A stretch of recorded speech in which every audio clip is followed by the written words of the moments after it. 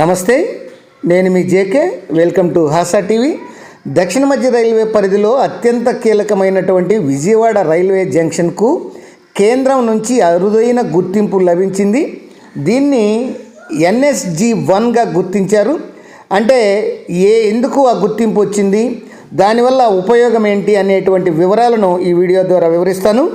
దక్షిణ మధ్య railway division పరిధిలో అత్యంత కీలకమైనటువంటి విజయవాడ రైల్వే జంక్షన్కు అరుదైన గుర్తింపు లభించింది.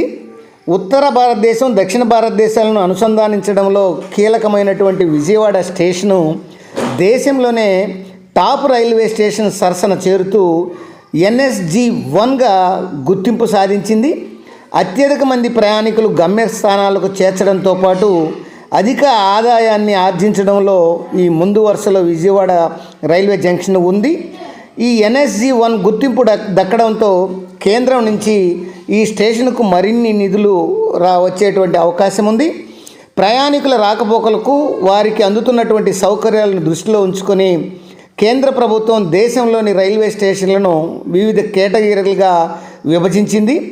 ఏటా 500 కోట్ల రూపాయలు ఎక్కువ వార్షిక ఆదాయం ఉంటే 20 మిలియన్ల ప్రయాణికులు రాకపోకలు సాగించేటువంటి స్టేషన్లకు NSG-1 నాన్ సబర్బన్ గ్రూప్ అంటారు. దీన్ని NSG అంటే ఈ 1 కింద ఈ హోదా కేటాయిస్తారు.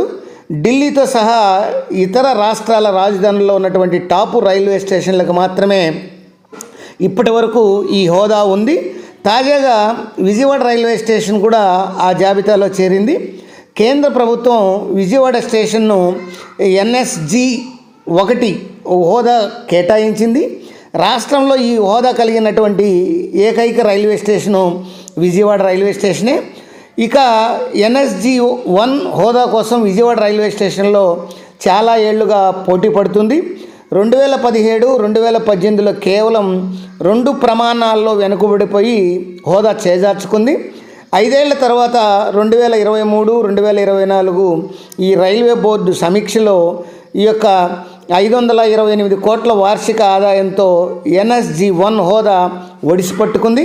ఇక 2023, 2024లో దాదాపు 16.84 మిలియన్ల మంది ప్రయాణికులు ఈ స్టేషన్ నుంచి రాకపోకలు సాగించినట్టు ఈ యొక్క అధికారుల లెక్కలు చెప్తున్నాయి.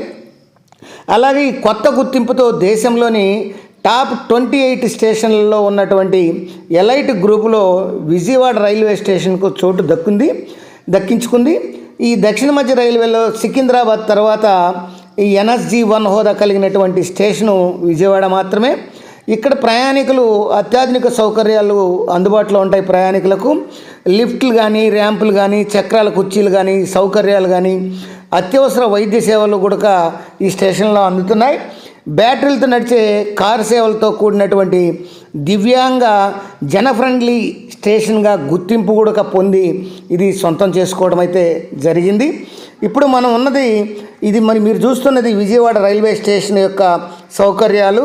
ఆ ప్లాట్ఫామ్కి వెళ్ళేటువంటి దారి మనం ఇప్పుడు మీరు చూస్తుంది ఇది విజయవాడ రైల్వే స్టేషనే. దీనికి అది అవి బోగీలు కానీ ఇటంతా మీరు చూస్తున్నారు కదా.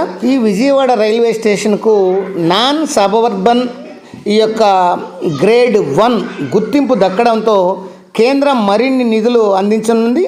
వాటి ద్వారా ప్రయాణికులకు ఇంకా మరిన్ని అధునాతన సౌకర్యాలు కల్పించనున్నట్లు అధికారులు అయితే తెలియజేశారు.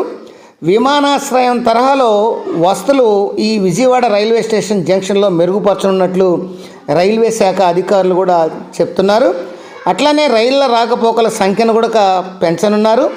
దీనివల్ల స్టేషన్కు ఆదాయం పెరగడంతో పాటు దీనిపైనే ఆధారపడి జీవిస్తున్నటువంటి కార్మికులు కానీ, చిరు వ్యాపారులు కానీ, చిన్న చిన్న బిజినెస్ హోల్డర్లు కానీ, అట్లానే ఈ స్టేషన్ సమీపంలో ఉన్నటువంటి ఈ యొక్క వ్యాపారస్తులు కానీ వీరంతా కూడా లబ్ధి చెందేటువంటి అవకాశం ఉంది. ఇప్పుడు మనం చూస్తున్నది ఇది విజయవాడ రైల్వే స్టేషను బయట ప్రాంతం. ఇది ఇక్కడ చూడండి, ఇక్కడ ఒక మోడల్ కూడా పెట్టున్నారు. దీనికి ఇప్పుడు NSG ఈ గ్రేడ్ 1 కింద దీన్ని గుర్తింపు పొందడంతో ఇక్కడ మరిన్ని సదుపాయాలు సౌకర్యాలు కల్పించేటువంటి అవకాశం ఉంది. దానికి కేంద్రం కూడా భారీగా నిధులు కేటాయించే అవకాశం ఉంది. అది friends Vijayawada railway junction point గురించి, దాని గుర్తింపు గురించి, రాబోయే కాలంలో అభివృద్ధి చెందబోయేటువంటి విషయాల గురించి వివరించాను. మరొక వీడియోతో మళ్ళీ మీ ముందుంటాను ఫ్రెండ్స్. జై హింద్.